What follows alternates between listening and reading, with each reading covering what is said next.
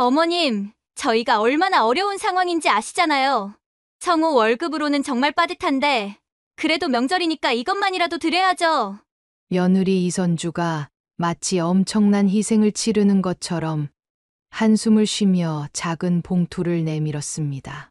이것도 사실 저희한테는 부담이지만, 어머님 생각해서 억지로 준비했어요.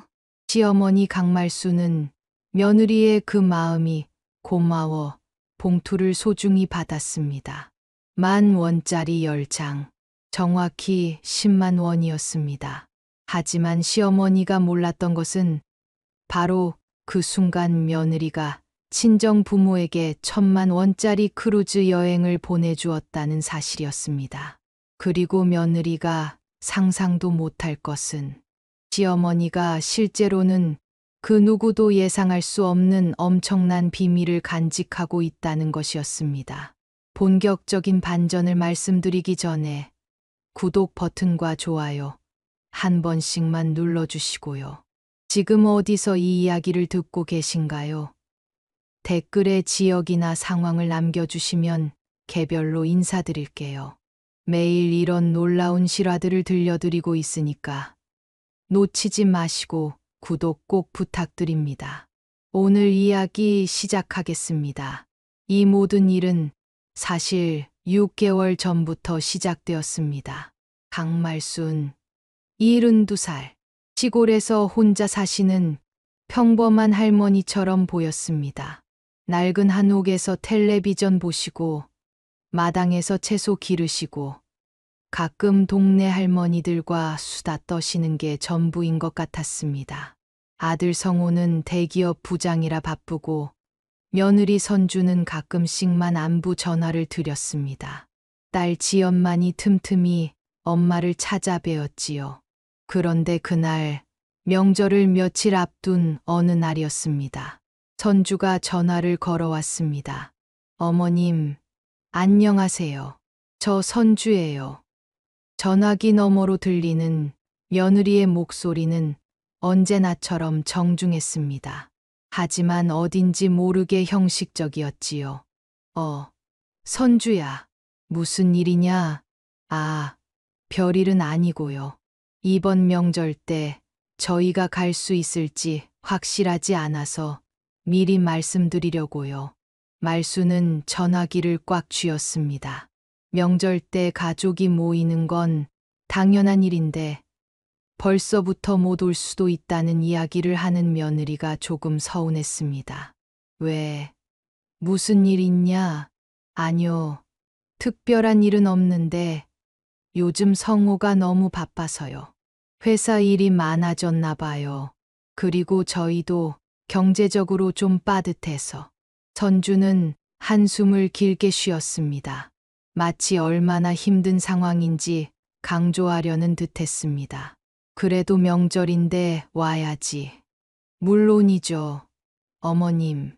그런데 정말 죄송한데 올해는 큰 선물은 준비 못할 것 같아요. 저희도 요즘 정말 어려워서. 말수는 쓸쓸한 미소를 지었습니다. 선물을 바라는 게 아니었는데 며느리는 벌써부터 못 준다는 이야기를 하고 있었습니다. 무슨 소리냐? 내가 언제 선물 달라고 했냐? 너희만 건강하게 오면 그만이지. 정말 감사해요, 어머님. 그래도 완전히 빈손으로 갈 수는 없으니까 작은 마음이라도 준비해서 갈게요. 전화를 끊고 나서 말수는 가만히 앉아 생각에 잠겼습니다. 며느리의 말투에서 뭔가 이상한 느낌을 받았거든요. 경제적으로 어렵다고 하는데 얼마 전에 성호가 말하기로는 올해 상여금도 많이 받았다고 했는데 말입니다.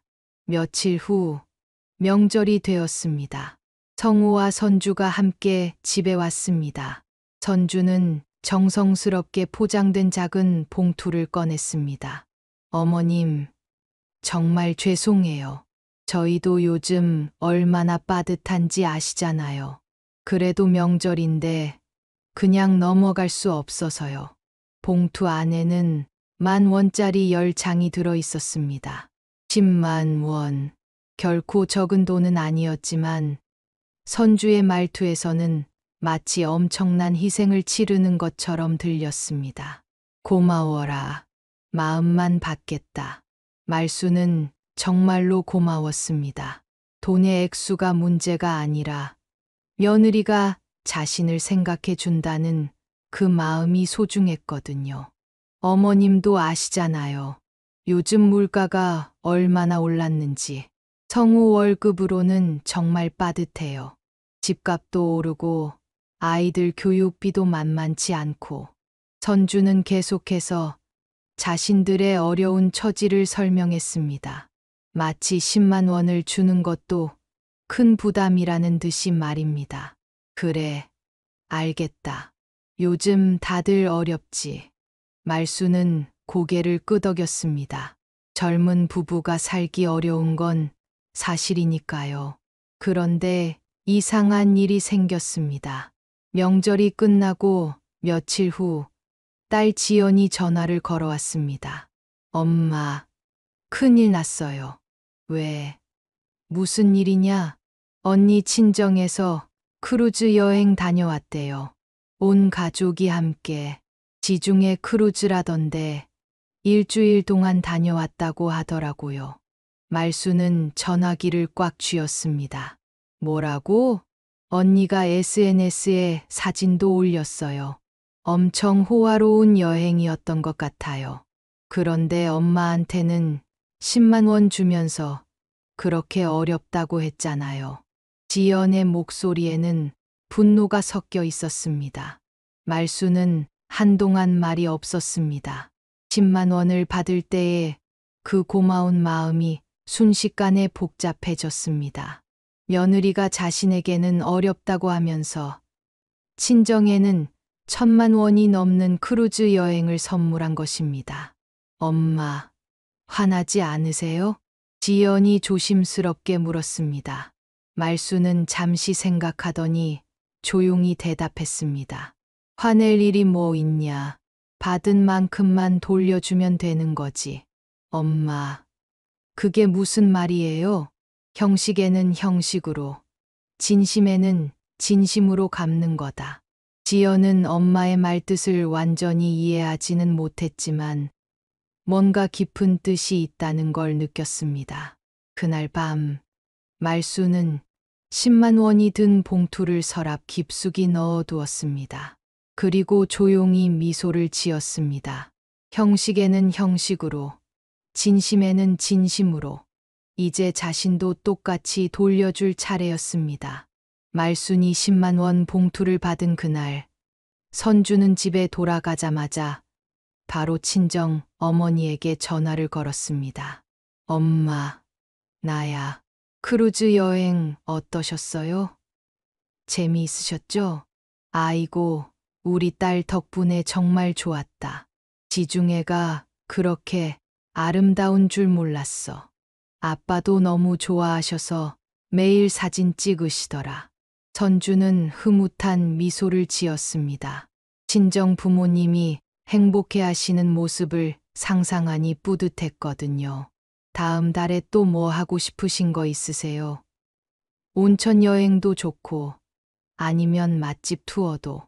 아이고, 너무 많이 해줘서 미안하다. 너희도 돈 많이 들어갈 텐데. 뭐려. 부모님 행복하시는 게 제일 중요하죠. 성호도 부모님 모시는 거 정말 좋아해요. 물론 성호는 아내가 친정에 얼마나 많은 돈을 쓰는지 정확히 알지 못했습니다. 선주는 항상 조금만, 작은 것만이라고 말했거든요. 한편 같은 시간 말수는 딸 지연과 통화를 하고 있었습니다. 엄마, 언니 친정 크루즈 여행 얘기 들으셨죠? 응, 들었다. 정말 어이가 없어요. 엄마한테는 10만 원 주면서 그렇게 어렵다고 해놓고 친정에는 1,000만 원 넘게 쓰다니. 지연의 목소리에는 분노가 섞여 있었습니다. 얼마나 화가 나는지 알겠는데 그래도 참아라. 왜요, 엄마? 언니가 너무 심한 거 아니에요? 말수는 잠시 말이 없었습니다. 사실 속상하지 않다면 거짓말이었거든요. 하지만 감정적으로 반응하고 싶지는 않았습니다. 지연아, 사람은 자기가 한 만큼 돌려받는 법이야. 무슨 뜻이에요? 형식으로 대하면 형식으로 돌아오고, 진심으로 대하면 진심으로 돌아오는 거지. 지연은 엄마의 말이 무슨 뜻인지 완전히 이해하지는 못했지만 뭔가 깊은 계획이 있다는 느낌을 받았습니다. 며칠 후 선주는 친구들과 점심을 먹으며 자랑을 늘어놓았습니다. 너희는 시어머니가 어떠시니? 우리 시어머니는 정말 욕심이 없으셔. 시골에서 조용히 사시는데 별로 뭘 바라지도 않으시고. 그럼 편하겠네. 우리 시어머니는 이것저것 챙겨달라고 하시는데. 선주는 속으로 우쭐했습니다. 그리고 우리 친정 부모님은 정말 소박하셔. 이번에도 크루즈 여행 보내드렸는데 그것도 제가 억지로 권해서 가신 거야. 평소에 뭘 해달라고 하시는 분들이 아니거든. 친구들은 감탄했습니다. 와, 너 정말 효녀다. 크루즈 여행이라니 별거 아니야. 부모님 기쁘시는 걸 보면 돈이 아깝지 않아. 하지만 선주는 시어머니에게 10만 원을 줄 때에 그 부담스러워하는 표정은 절대 보여주지 않았습니다. 그 다음 주 선주는 시어머니에게 안부 전화를 드렸습니다. 어머님, 안녕하세요. 건강하시죠? 잘 지낸다. 어머님, 요즘 뭐 필요하신 거 없으세요? 약이라든지 아니면 뭐 드시고 싶은 거 있으시면 말씀하세요. 말수는 며느리의 말에 고마움을 느꼈습니다. 적어도 관심은 가져주는구나 싶었거든요. 괜찮다. 별로 필요한 것도 없고. 그래도 연세가 있으시니까 몸 조심하세요. 저희가 자주 못 찾아뵈어서 죄송해요. 무슨 소리냐. 너희도 바쁜데. 그리고 어머님, 죄송한데 이번 달은 좀 어려워서 평소보다 조금 적게 드릴 것 같아요. 선주의 목소리에는 미안함이 묻어났습니다. 하지만 말수는 이상했습니다. 평소에 뭘 줬다고 적게 준다는 말을 하는 건지 말입니다. 뭘 적게 준다는 거냐? 아, 용돈 말이에요. 평소에 20만 원씩 드렸잖아요. 말수는 어리둥절했습니다. 평소에 20만 원씩 받은 적이 없었거든요. 명절 때 10만 원 받은 게 전부였는데 말입니다. 선주야, 나는 평소에 용돈 받은 적이 없는데? 어머, 그게 아니라, 제가 말을 잘못했나 봐요. 하여간 이번 달은 조금 어려워서요. 선주는 얼른 화제를 돌렸습니다. 마치 자신이 평소에 시어머니를 잘 챙겨왔다는 인상을 주려다가 들킨 것 같았거든요. 전화를 끊고 나서 말수는 고개를 갸웃했습니다. 며느리의 말에는 앞뒤가 맞지 않는 부분이 많았습니다. 한편 선주는 그날 저녁 친정에 또 전화를 걸었습니다. 엄마, 나야. 다음 주에 새로 나온 한정식집 예약해뒀어요. 아빠 생신 맞아서 가족들이랑 같이 가요. 아이고, 또 돈 쓰게 하네. 뭐려. 아빠 생신인데 당연히 해드려야죠. 그리고 엄마 한복도 새로 맞춰드릴까요? 요즘 한복 정말 예쁘게 나오던데. 그럼 고맙지. 같은 날, 말수는 작은 공책에 뭔가를 적고 있었습니다. 며느리가 언제 전화했는지, 무슨 말을 했는지를 차근차근 기록하고 있었지요. 받은 만큼 돌려준다는 건 단순히 감정적으로 화를 내는 게 아니었습니다. 정확히 계산해서 정확히 갚아주는 것이었습니다. 형식에는 형식으로, 진심에는 진심으로, 말순의 눈에는 이미 모든 것이 보이고 있었습니다. 명절이 지나고 한 달 후, 이상한 일들이 하나둘씩 생기기 시작했습니다.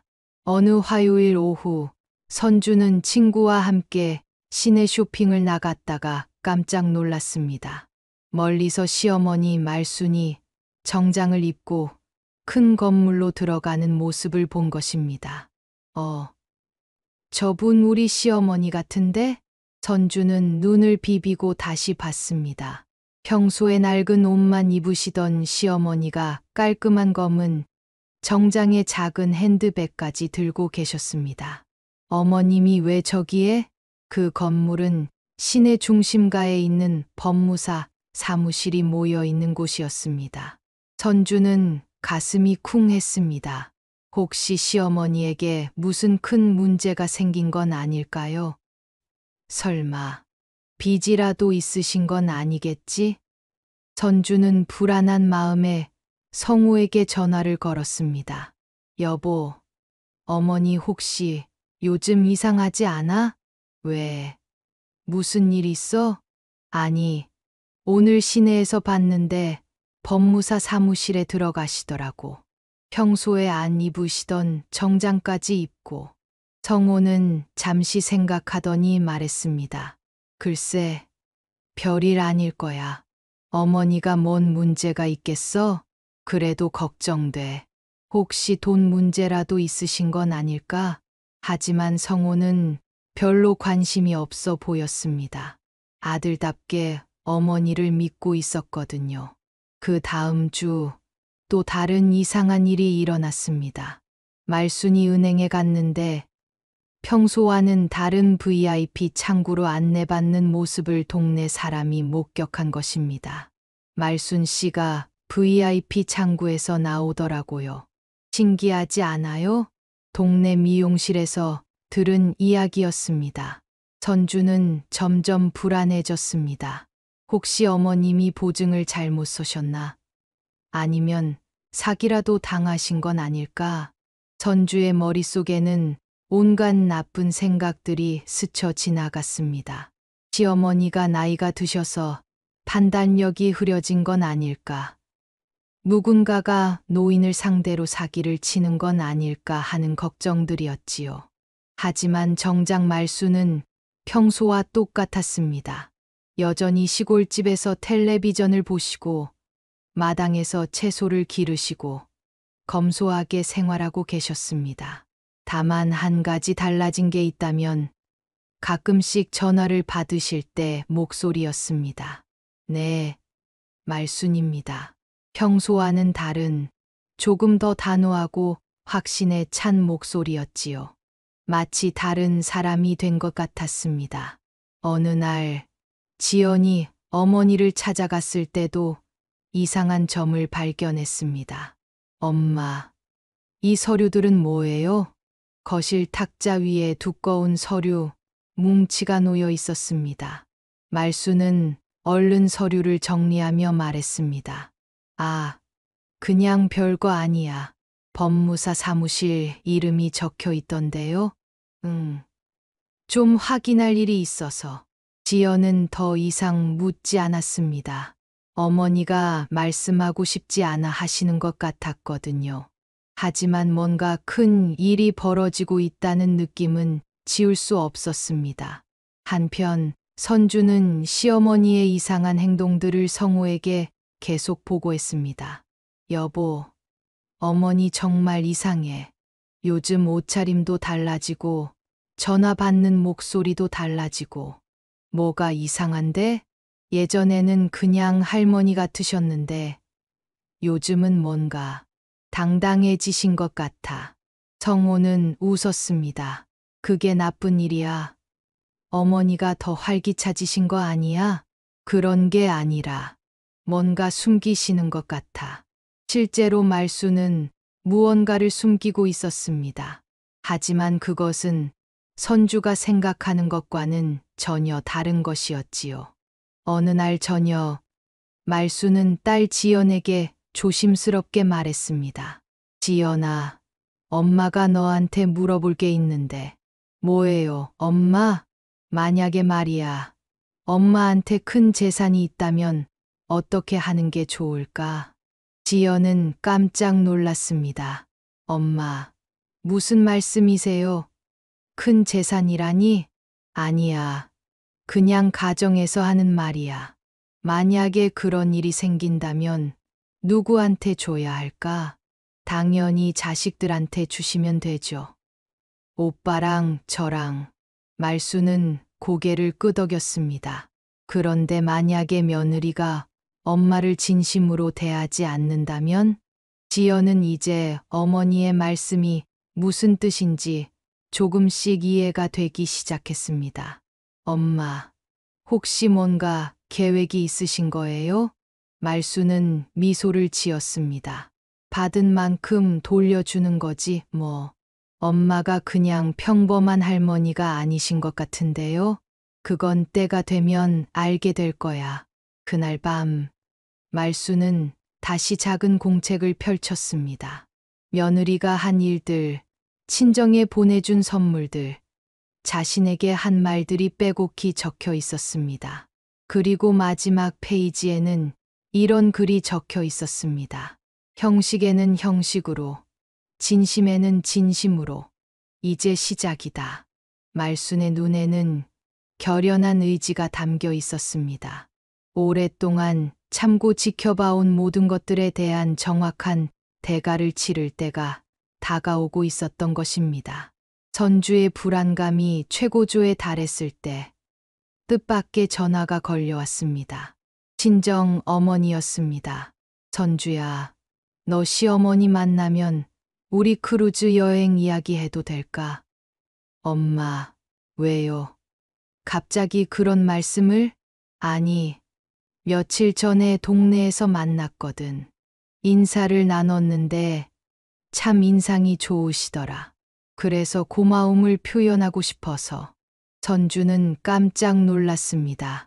친정 어머니가 시어머니를 만났다는 것도 놀라웠고, 크루즈 여행 이야기를 꺼내고 싶다는 것은 더욱 당황스러웠습니다. 엄마, 그냥 조용히 넘어가세요. 굳이 그런 이야기 할 필요 없어요. 왜? 내가 우리한테 그렇게 좋은 여행을 보내줬는데, 시어머니한테 고마움을 표현하는 게 예의 아니야? 선주는 식은땀이 났습니다. 만약 친정어머니가 시어머니에게 크루즈 여행 이야기를 한다면 자신의 이중적인 행동이 완전히 들통날 것이었습니다. 엄마, 제발 그런 이야기는 하지 마세요. 시어머니가 부담스러워 하실 수도 있어요. 그래. 그럼 조심스럽게 해볼게. 전화를 끊고 나서 선주는 불안해서 어쩔 줄 몰랐습니다. 혹시라도 친정어머니가 실수라도 한다면 어떻게 될까요? 그런데 정말로 그 일이 일어나고 말았습니다. 다음 주말 온 가족이 모인 자리에서였습니다. 성호와 선주 그리고 지연까지 함께 시어머니 집에 갔을 때 마침 선주의 친정 어머니도 근처에 일이 있어서 들렀던 것입니다. 어머님, 안녕하세요. 저희 딸이 항상 어머님 이야기를 해서 뵙고 싶었어요. 친정 어머니 박옥희는 정중하게 인사를 드렸습니다. 아이고, 고생 많으십니다. 앉으세요. 말순도 정중하게 맞이했습니다. 잠깐의 대화 후 박옥희는 참을 수 없었던 듯 입을 열었습니다. 어머님, 저희가 얼마 전에 지중해 크루즈 여행을 다녀왔는데요. 그 순간 선주의 얼굴이 하얗게 변했습니다. 정말 좋았어요. 평생 못 가볼 줄 알았는데 딸 덕분에 다녀올 수 있어서. 박옥희는 신이 나서 계속 이야기를 이어갔습니다. 일주일 동안 배 안에서 지내는데 정말 호화로워서 깜짝 놀랐어요. 매일 다른 음식이 나오고 쇼도 보고 말수는 조용히 듣고 있었습니다. 표정은 평온했지만 눈빛이 미묘하게 변했습니다. 그리고 딸이 한복도 새로 맞춰줘서 배 안에서 입고 다녔어요. 다른 사람들이 얼마나 예쁘다고 하던지. 선주는 그 자리에서 땅이 꺼져버렸으면 좋겠다고 생각했습니다. 친정어머니는 전혀 눈치를 채지 못하고 계속 자랑을 늘어놓고 있었거든요. 여행비가 만만치 않았을 텐데 효심이 지극하네요. 말순이 조용히 말했습니다. 네, 1,000만 원 정도 들었는데 딸이 기꺼이 해줬어요. 저희도 딸한테 미안하지만 어쩔 수 없이 받았지요. 그 순간 방 안의 공기가 조용해졌습니다. 선주는 시어머니를 힐끗 바라봤습니다. 말순의 표정은 여전히 평온했지만 뭔가 다른 느낌이었습니다. 1,000만 원이면 적지 않은 돈인데 정말 효녀시네요. 말순의 목소리는 차분했지만 그 안에 미묘한 뉘앙스가 담겨 있었습니다. 선주는 급하게 화제를 돌리려고 했습니다. 엄마, 이제 가실 시간이에요. 일이 있으시다고 하셨잖아요. 아, 그래. 그럼 이만 가볼게요. 어머님, 뵈어서 반가웠어요. 친정어머니가 떠나고 나서 그 자리는 어색한 침묵에 휩싸였습니다. 말수는 일어나서 부엌으로 갔고 선주는 가슴이 두근거렸습니다. 시어머니가 뭔가 눈치를 챈 것 같았거든요. 잠시 후 말순이 차를 가져오면서 말했습니다. 선주야, 잠깐 서랍에서 봉투 좀 꺼내다 줄래? 네, 어머님. 선주는 말순이 가리킨 서랍을 열었습니다. 그런데 봉투를 꺼내는 순간 깜짝 놀랐습니다. 봉투 밑에 두꺼운 서류들이 보였거든요. 토지등기부등본이라는 글자가 선명하게 보였습니다. 그리고 그 옆에는 시가평가액 15억 원이라는 숫자가 적혀 있었습니다. 선주는 눈을 의심했습니다. 15억 원. 시어머니가 15억 원짜리 땅을 가지고 계신다고? 선주야, 봉투 못 찾겠니? 말순의 목소리에 선주는 황급히 서류를 덮고 봉투를 꺼냈습니다. 아, 네, 여기 있어요. 하지만 선주의 머릿속은 온통 그 숫자로 가득했습니다. 15억 원. 자신이 시어머니에게 10만 원을 주면서 그렇게 어렵다고 생색을 낸 그 시어머니가 15억 원짜리 땅을 가지고 계신다니. 선주야, 괜찮니? 얼굴이 하얗네. 지연이 걱정스럽게 물었습니다. 아, 네, 괜찮아요. 하지만 선주는 전혀 괜찮지 않았습니다. 자신이 그동안 얼마나 큰 실수를 해왔는지 깨닫기 시작했거든요.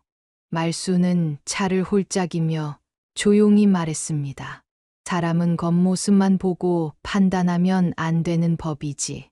그 말이 선주에게는 무서운 경고처럼 들렸습니다.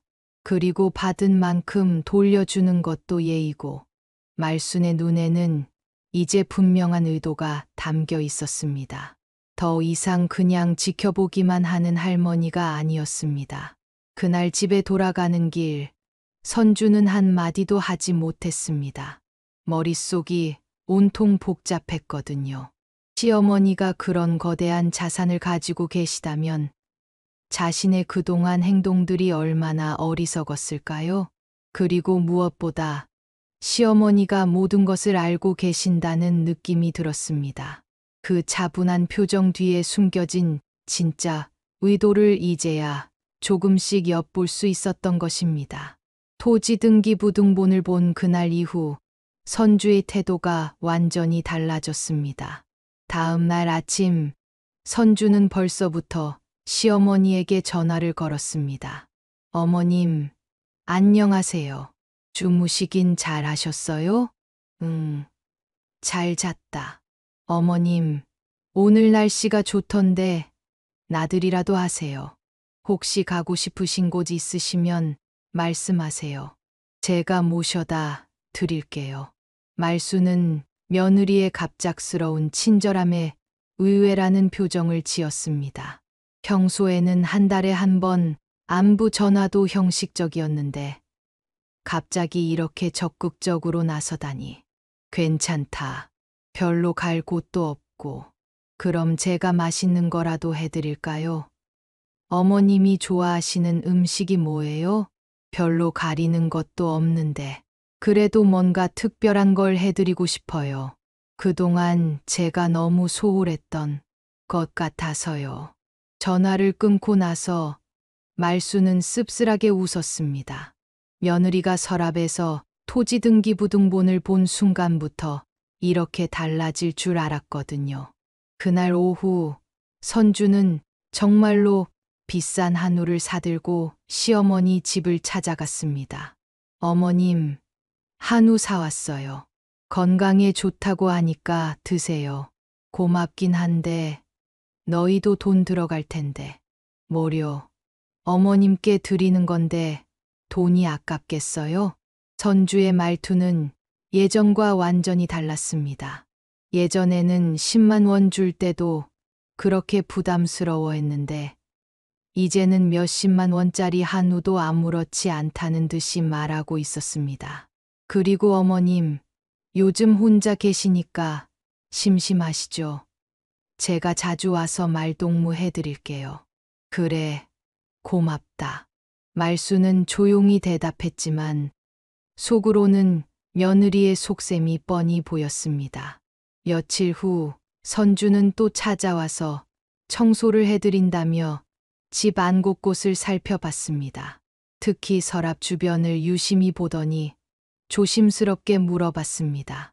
어머님, 혹시 법적인 일 때문에 어려우신 건 아니죠? 무슨 법적인 일? 아니, 요즘 나이 드신 분들이 사기도 많이 당하신다고 하던데. 혹시 누가 어머님을 속이려는 건 아니죠? 말수는 며느리가 무슨 말을 하려는지 알 것 같았습니다. 사기, 그런 건 없다. 그럼 다행이에요. 그런데 혹시 어머님이 가지고 계신 재산이 있으시면 미리미리 정리를 해두시는 게 좋을 것 같아요. 선주는 조심스럽게 본론을 꺼냈습니다. 요즘 세금 문제도 복잡하고 상속 절차도 까다롭다고 하더라고요. 말수는 며느리의 말을 가만히 듣고 있었습니다. 그러더니 갑자기 입을 열었습니다. 선주야, 사실 엄마가 너한테 할 말이 있었는데. 선주의 심장이 빨리 뛰기 시작했습니다. 네, 어머님. 내가 가진 거 너한테도 나눠줄 생각이 있다. 그 순간 선주는 너무 기뻐서 어쩔 줄 몰랐습니다. 15억 원짜리 땅을 자신에게도 나눠주겠다니. 어머님, 정말이세요? 응. 그런데 아직 구체적으로 정하지는 않았어. 천천히 생각해 보려고. 어머님, 감사해요. 정말 감사해요. 선주는 눈물까지 글썽였습니다. 15억 원의 절반만 받아도 7억 5천만 원이었거든요. 대신 조건이 있어. 네, 어떤 조건이든 들어드릴게요. 앞으로 엄마를 진심으로 모셔야 해. 형식적으로 대하면 안 돼. 당연하죠, 어머님. 제가 앞으로 정말 정성껏 모실게요. 선주는 진심처럼 말했습니다. 7억 5천만 원을 받을 수 있다면 얼마든지 잘해드릴 수 있었거든요. 집에 돌아온 선주는 바로 친구들에게 전화를 걸었습니다. 언니들, 나 큰일 났어. 왜? 무슨 일이야? 시어머니가 나한테 재산을 나눠주신다고 하셔. 정말 얼마나? 자세한 건 말 못하겠지만 어마어마해. 친구들은 깜짝 놀랐습니다. 너 진짜 복 터졌다. 시어머니가 그렇게 소박하신 줄 알았는데 나도 몰랐어.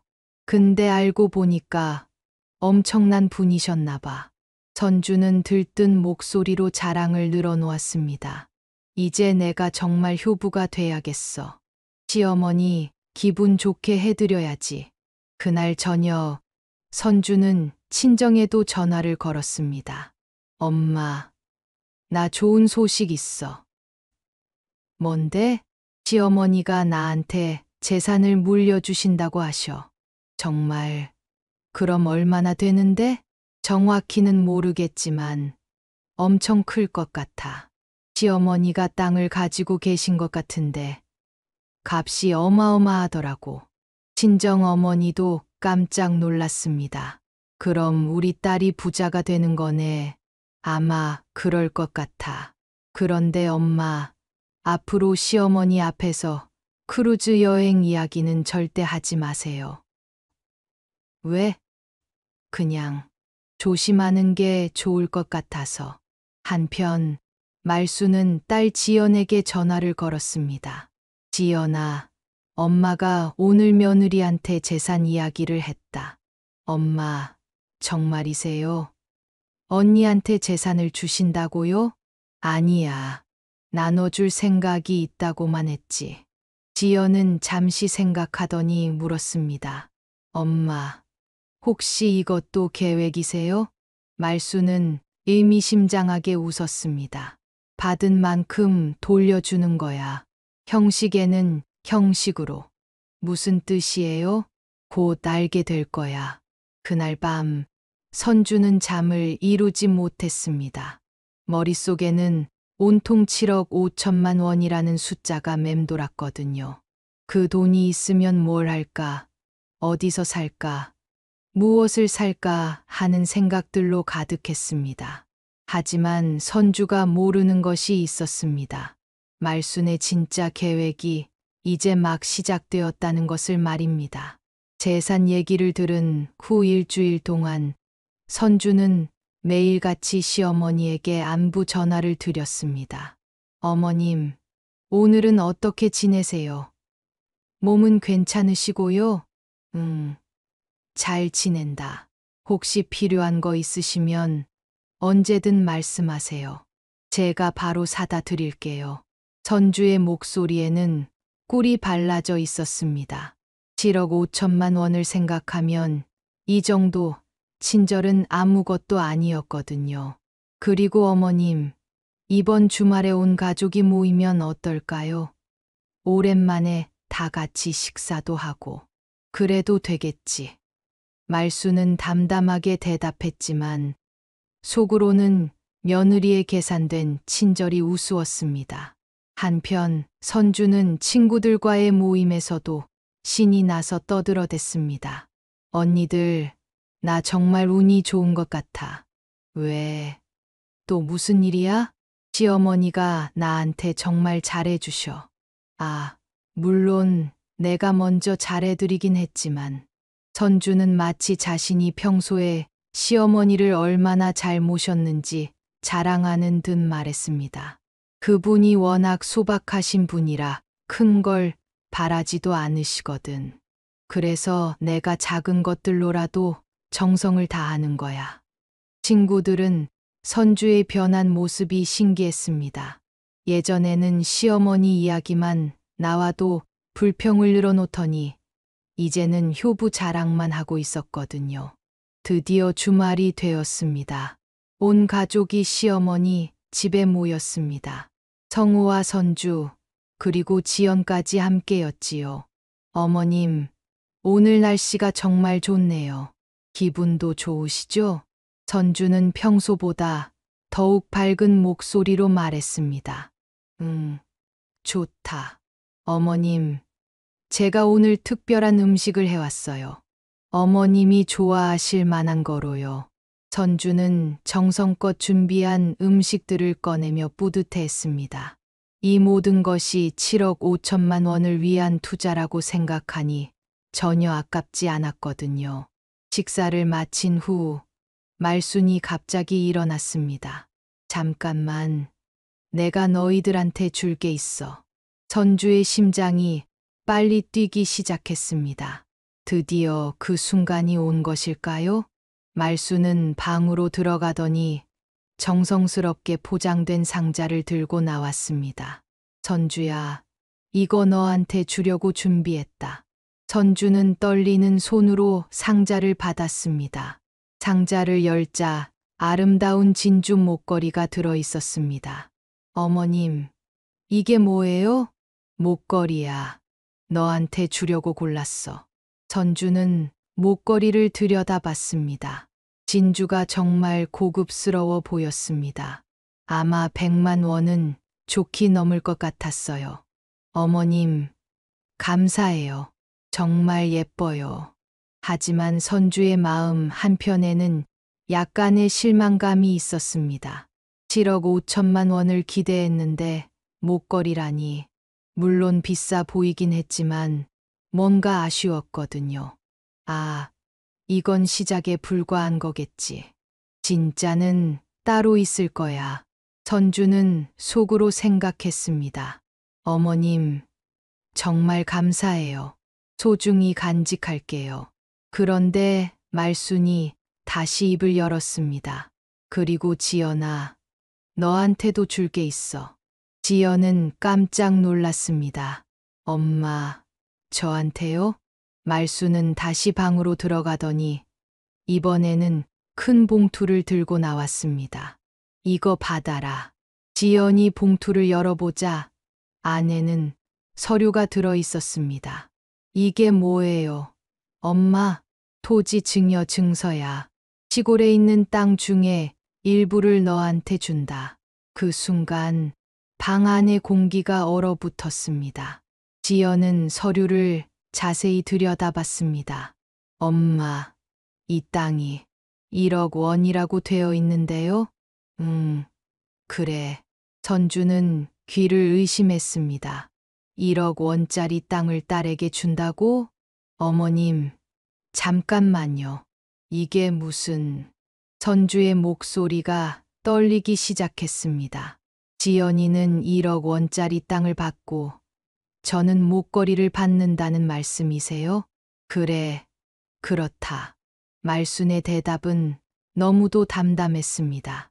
선주는 갑자기 화가 치밀어 올랐습니다.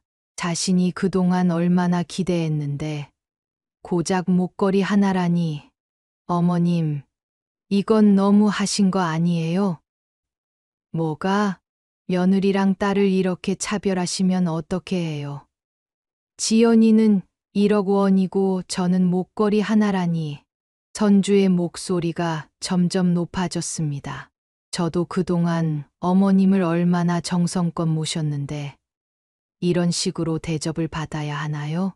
성호가 당황해서 말했습니다. 여보, 진정해. 어머니가 주신 거 자체로도 감사한 거 아니야? 감사하긴 뭘 감사해요.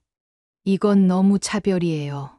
선주는 홧김에 목걸이를 바닥에 내던졌습니다. 이런 식으로 하실 거면 저는 필요 없어요. 딸랑 소리를 내며 바닥에 떨어진 목걸이를 보며 방 안은 조용해졌습니다. 말수는 천천히 일어나서 목걸이를 주었습니다. 그리고 조용히 자신의 가방에 넣었습니다. 그래, 필요 없다니 도로 가져가마. 말순의 목소리는 여전히 차분했습니다. 어머님, 성호가 어머니를 말렸습니다. 어머니, 선주가 화가 나서 그런 거예요. 다시 주세요. 아니야. 필요 없다고 하는데 억지로 줄 수는 없지. 선주는 그제야 자신이 큰 실수를 했다는 것을 깨달았습니다. 하지만 이미 내던진 목걸이를 다시 달라고 할 수는 없었습니다. 자존심이 허락하지 않았거든요. 어머님, 저는 그냥... 선주의 목소리가 점점 작아졌습니다. 형식에는 형식으로, 진심에는 진심으로 갚는다고 했지. 말순이 조용히 말했습니다. 선주야, 너한테는 내가 나한테 준 만큼 돌려준 거야. 내가 나한테 준 만큼? 10만 원 어찌 정성이면 100만 원 어찌 목걸이도 충분하지 않냐. 그 말을 듣는 순간 선주는 온몸이 얼어붙는 느낌이었습니다. 시어머니가 모든 것을 알고 계셨던 것입니다. 지연은 조용히 증여 증서를 보며 말했습니다. 엄마, 저는 이렇게 받아도 되나요?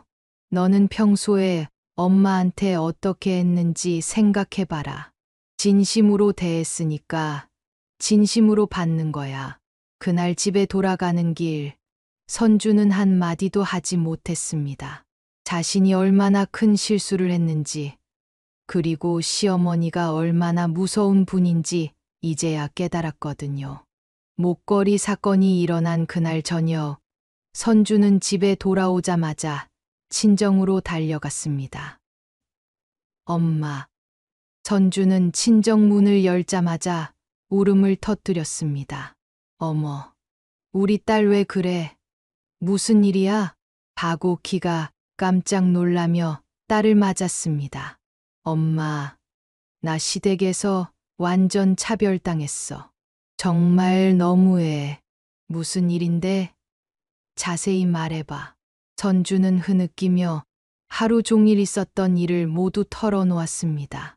지연이한테는 1억 원짜리 땅을 주면서 나한테는 고장 목걸이 하나라니까. 뭐라고? 1억 원?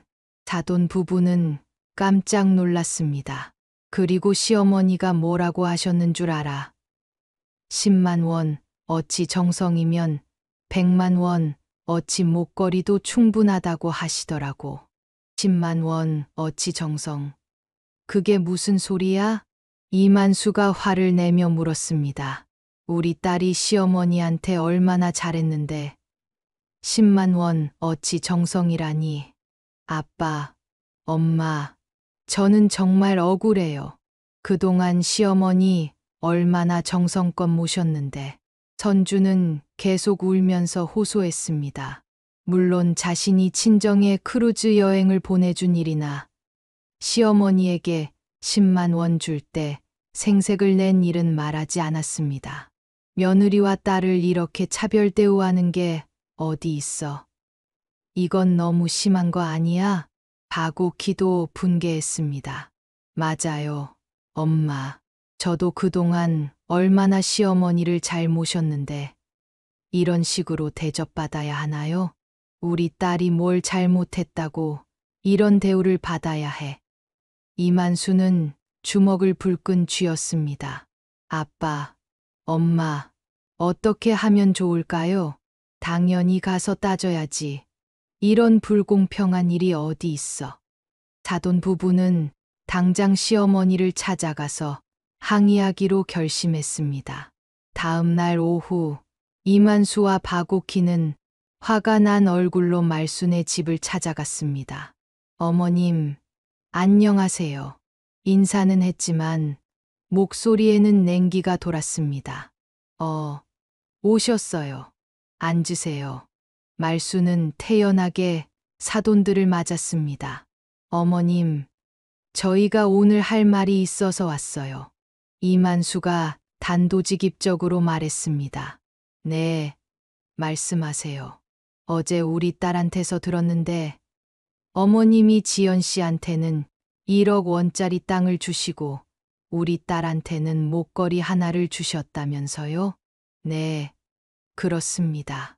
말수는 담담하게 대답했습니다. 어머님, 이건 너무 심한 차별 아닙니까?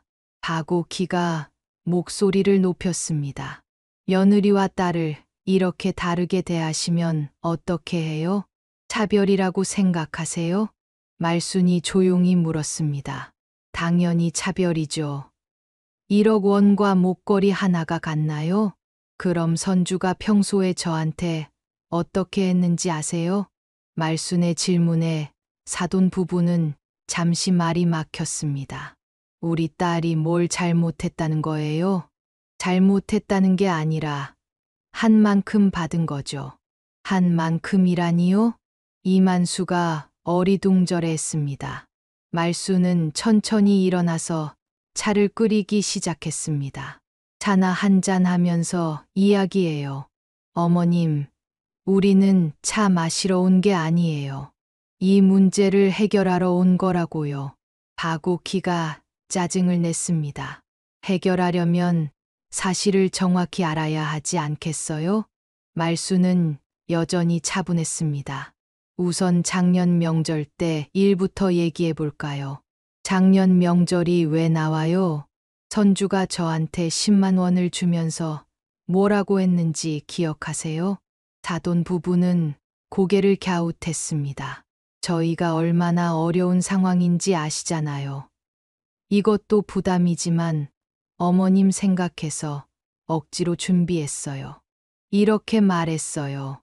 말순이 선주의 말을 그대로 따라했습니다. 그게 뭐가 문제예요?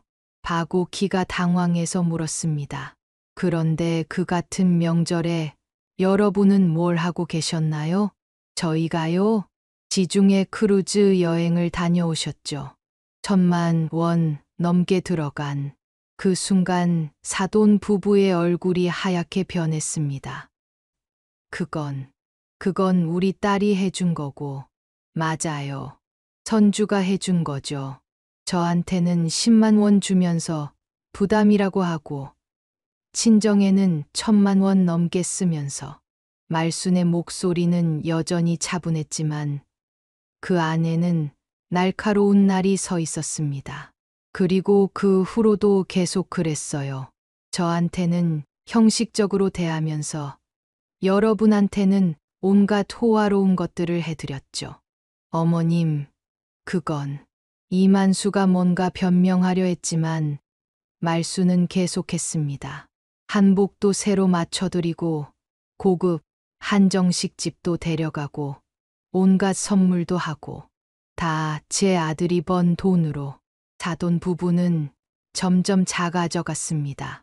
그런데 저한테는 평소에 용돈 20만 원씩 준다고 거짓말까지 하면서 실제로는 명절 때 10만 원이 전부였어요. 어머님, 박옥희의 목소리가 점점 작아졌습니다. 그래서 저도 똑같이 해준 거예요. 형식에는 형식으로, 진심에는 진심으로.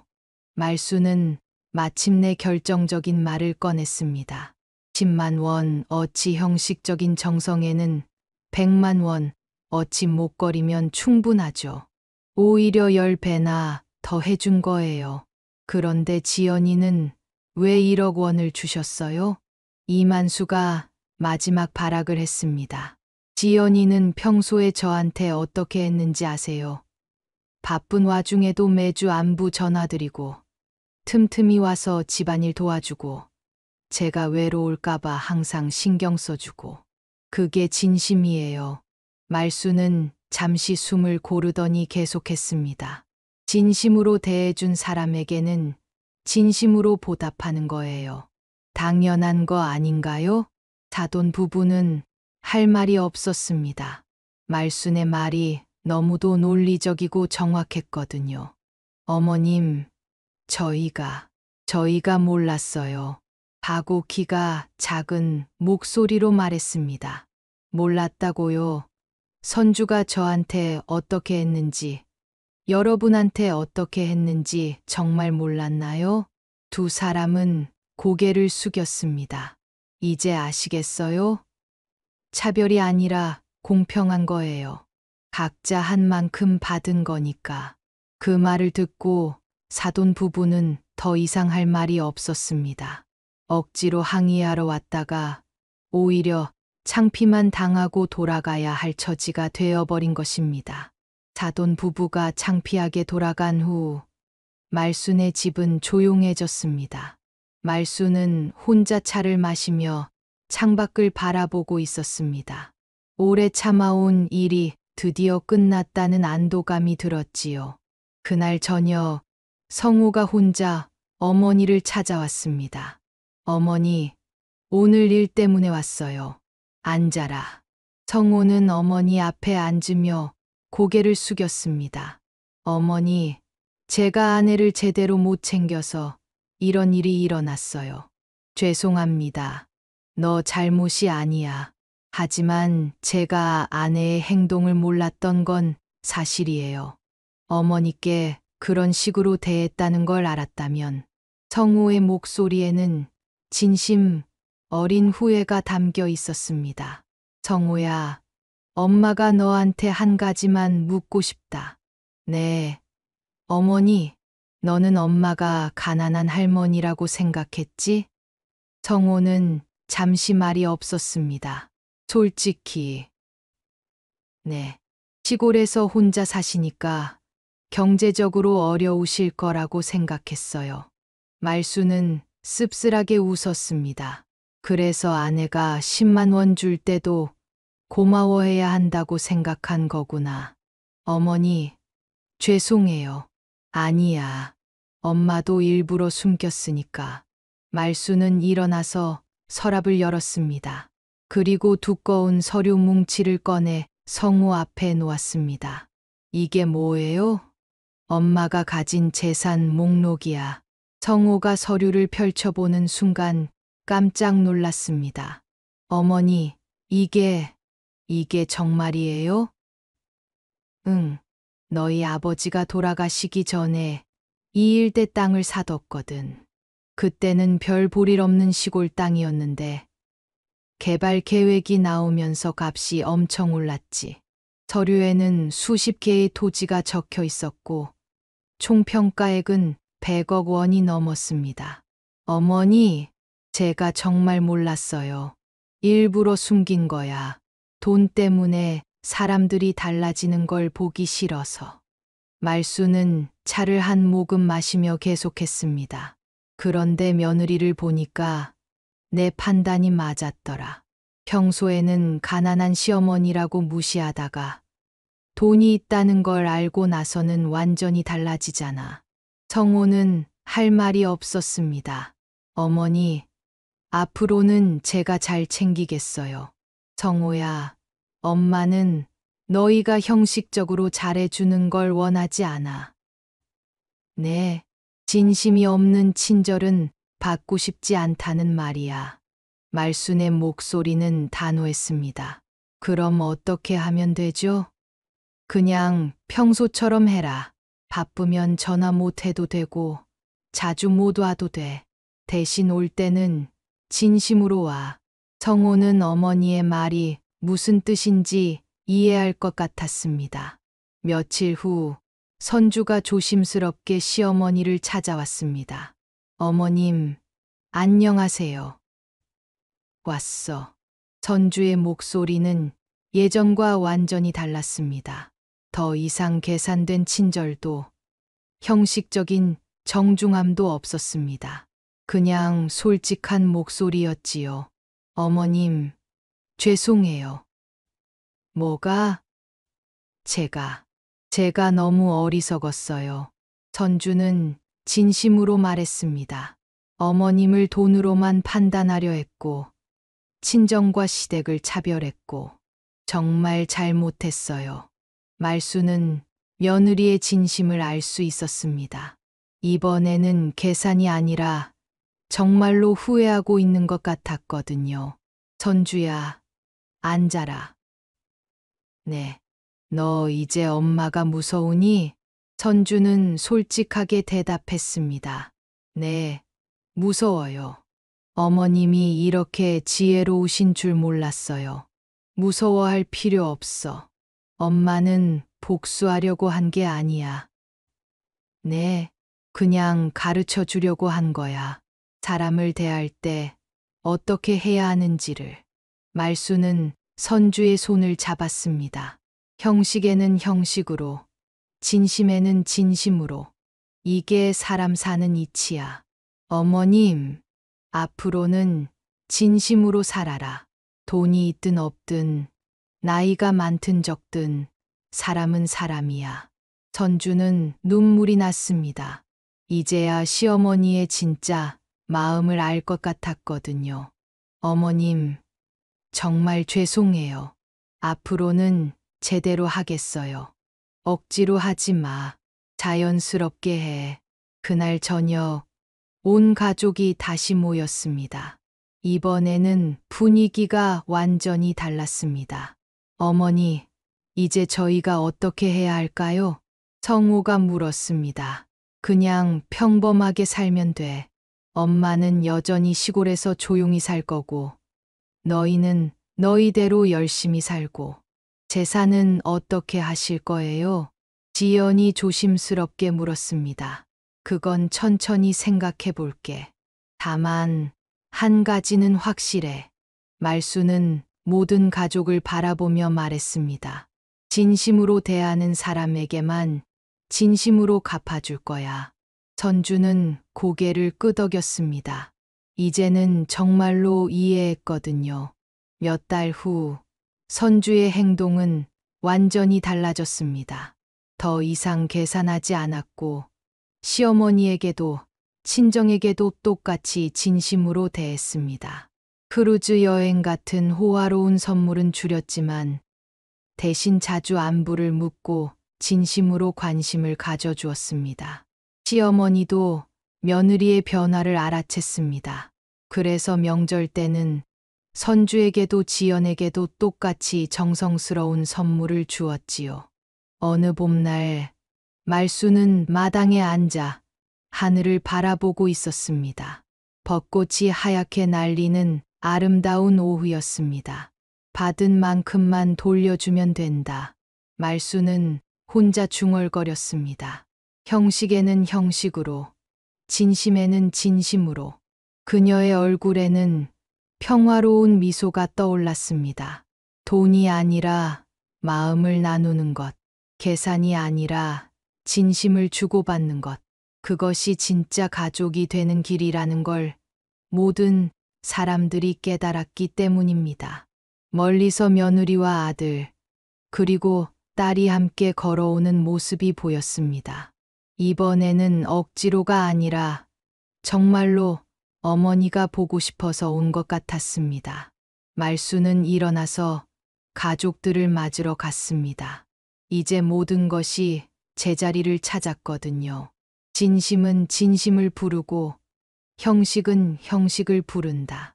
결국 자신이 뿌린 씨앗을 거두는 것이 인생이라는 걸 이 가족은 이제 확실히 알게 되었습니다.